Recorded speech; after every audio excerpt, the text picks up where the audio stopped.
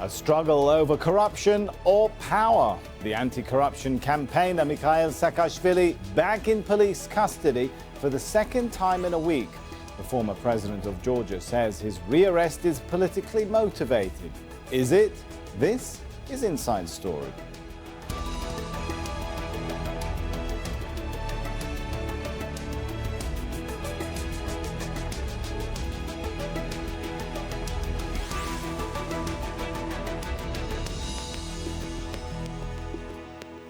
Hello and welcome to the show. I'm Sami Zeidan.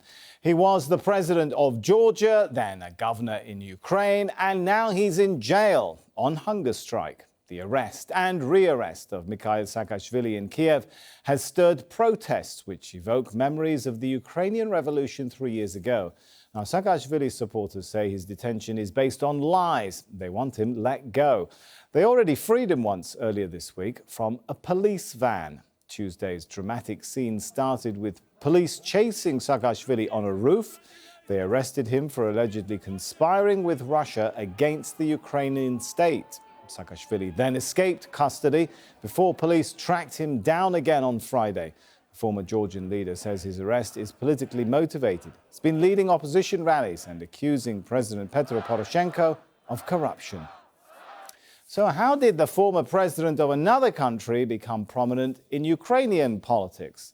Well, Saakashvili came to power in Georgia during the so-called Rose Revolution in 2003. But he ended up fighting a war with Russia that eventually forced him to escape to Ukraine. His former university friend and Ukrainian president Petro Poroshenko granted him citizenship. Poroshenko also appointed him as governor of the Odessa region in 2015 after Russian troops annexed nearby Crimea. But the political allies have since fallen out. Saakashvili started leading opposition rallies against Poroshenko, who then stripped him of his Ukrainian citizenship. The former Georgian president is accused of siding with Russia now after decades of opposing the Kremlin.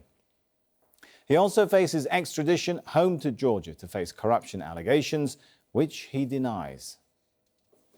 Let's go to our guest now. Joining us from Kiev by Skype is Alexander Korman, former head of the Public Council for the Ukrainian Foreign Ministry. And from Moscow, Sergei Markov, a public spokesman for President Vladimir Putin and former Russian member of parliament.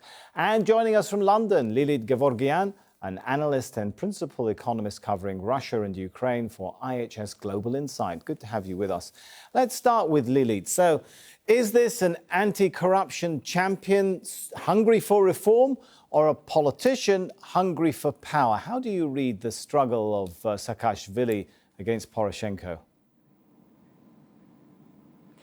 I think this is a politician who enjoys being in the limelight, but at the same time, his legacy suggests that he does see the path to fame through breaking the corrupt system and bringing change. So it's sort of a marriage of two worlds. A politician who has shot to fame because he fights corruption.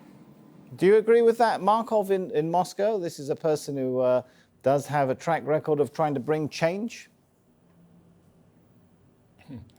I think Mr. Saakashvili is a very corrupted politician.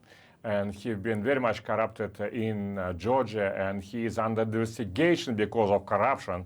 And Mr. Saakashvili also been very corrupted in Ukraine when he been head of the Odessa administration. He's fighting between two corruption politicians, and one of them in power, Mr. Poroshenko, another some kind of out of power. So you don't, Markov, just to jump in there, you don't see the corruption charges against him as being politically motivated, whether it's in Georgia or elsewhere?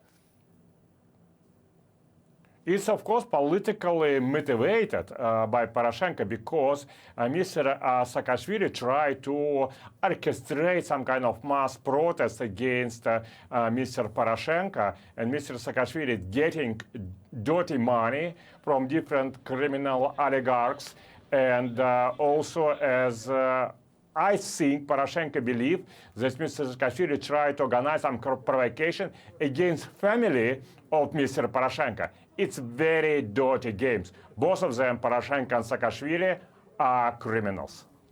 Lily, would you agree with that analysis? Is there enough evidence at this point to say that both are as corrupt as each other? No, I think there hasn't been any trials, any clear presented evidence. I think these are quite strong allegations against two leaders, two politicians, and just to also bring in one element, one of the allegations against Saakashvili is that he has apparently links to the ousted Ukrainian President Yanukovych and oligarchs that are linked to him, and they're based in Russia.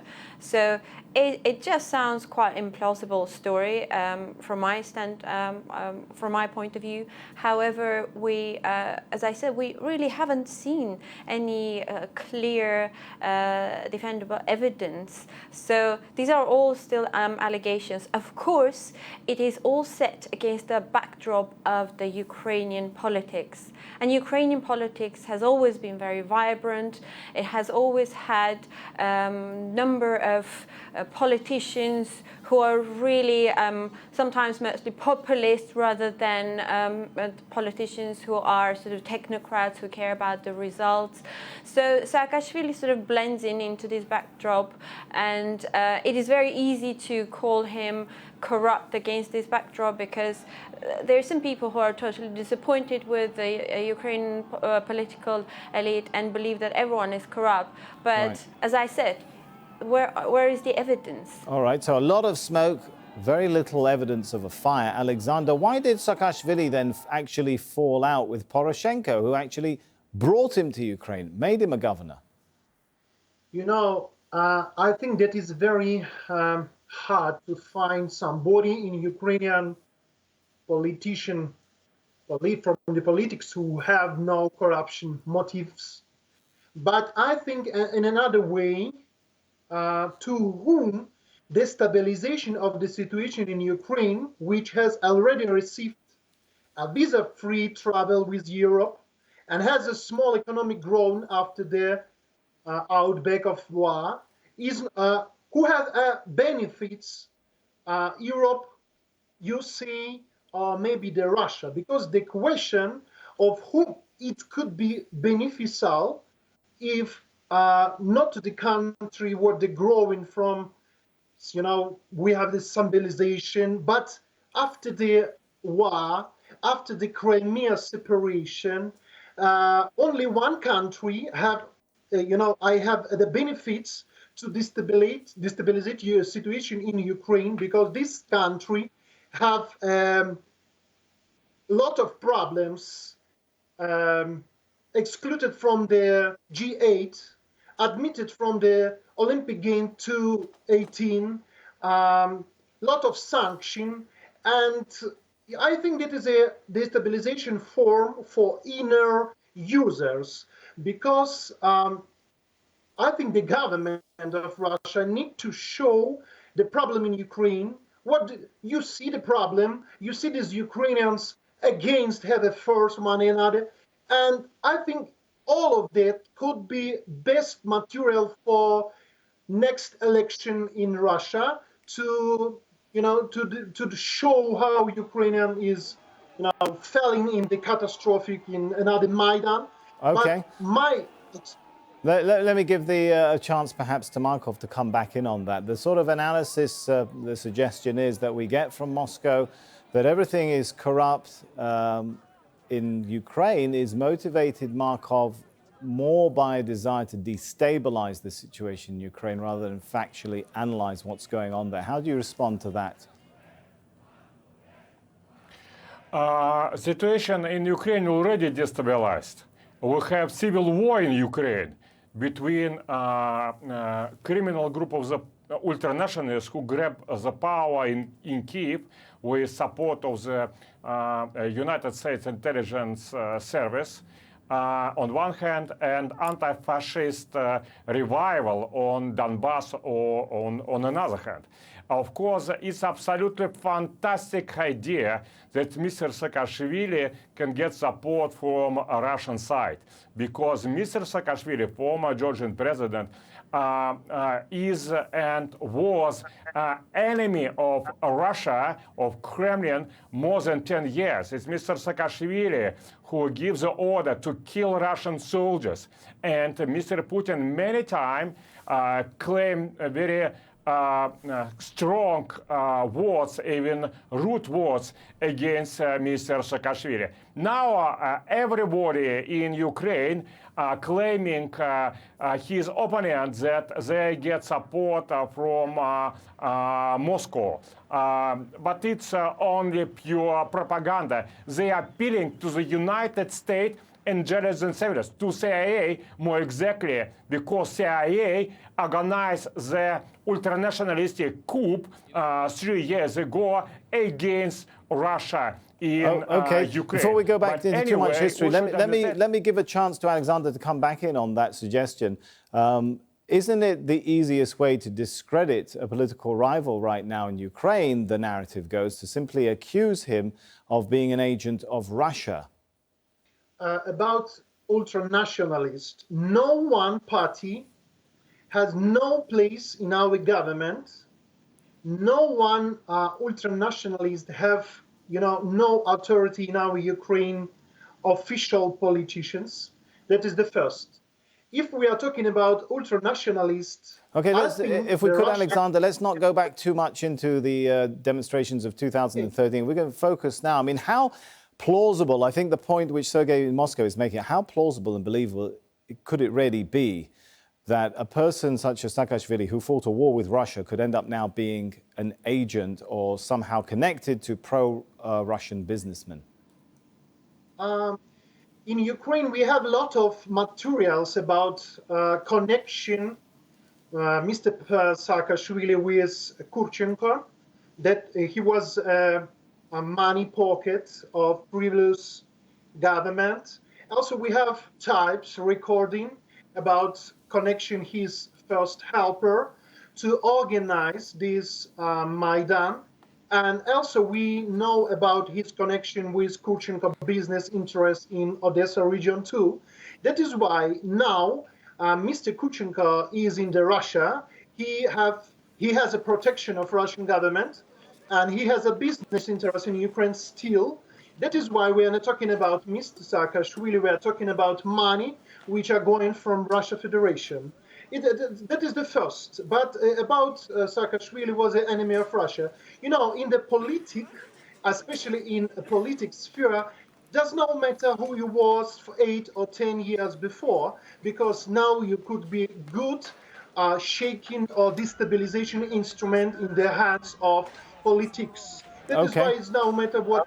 Okay, before we go back to Lily, I give a brief opportunity again to Sergei to perhaps comment on that. The Prosecutor General, of course, has repeated some of that, saying he has evidence. He says evidence. Of course, we haven't seen any of that released yet. Linking, he says, Saakashvili to Kurchenko, Ukrainian businessman that Alexander was talking about a moment ago. And this shows a connection that Russia wants to destabilize Ukraine by bringing back the pro-Russia President Viktor Yanukovych's or elements from his administration. In your analysis, do you think that Moscow has that desire to try and bring back people connected with former President Yanukovych into Ukraine?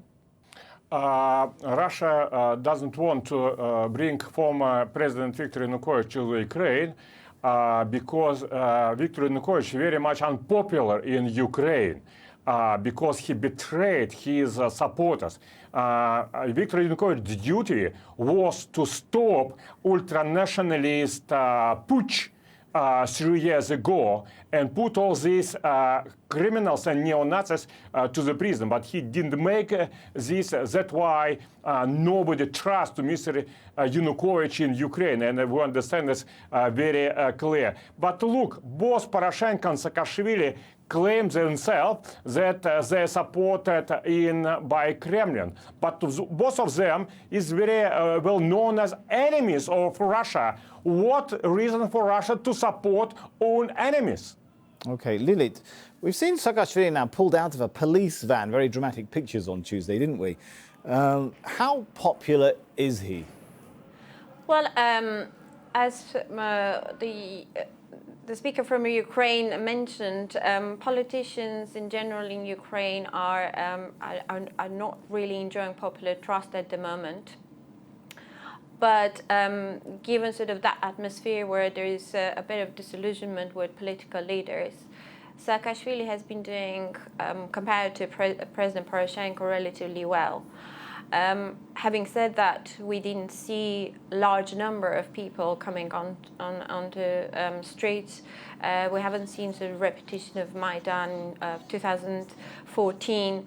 So that just shows that despite the discussion that we had a second ago, there isn't really appetite for this sort of Maidan at the moment. You don't think that will grow or come with time? Saakashvili saying he's going on a hunger strike, he's calling on more people to come out on Sunday for demos and so on and so forth.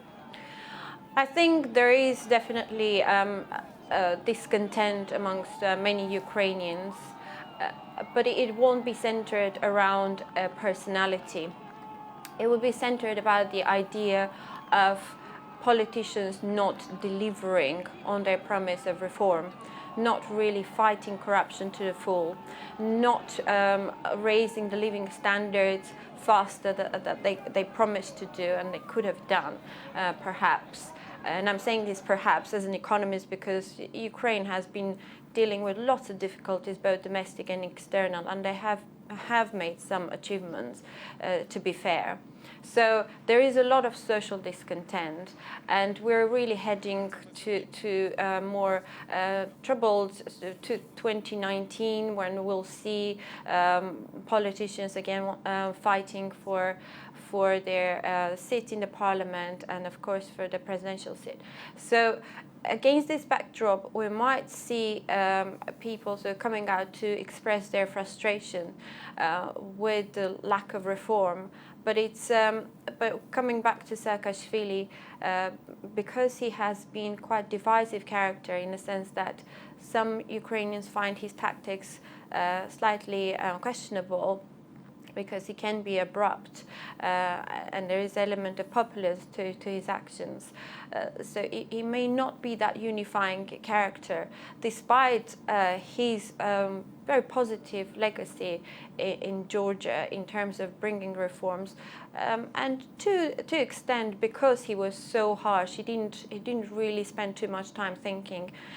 He would just push through the reforms and has managed to elevate a country that was almost a failed state to levels that perhaps are envious for Ukraine and particularly for Russia at the moment. So yes, he could be a trigger, but perhaps not a unifying figure in future potential protests. All right, so he might not be the man to lead it, but there is some level of public dissatisfaction. And we come back to Sergei in Moscow. From Russia's perspective, do you think that the dissatisfaction can reach a level which makes the current government vulnerable in Ukraine? First of all, I should react to the previous issue. I would say that popularity of Mr. Saakashvili is very low, because Ukrainian citizens don't trust and see him as some kind of strange maverick who jumped from Georgia to Ukraine.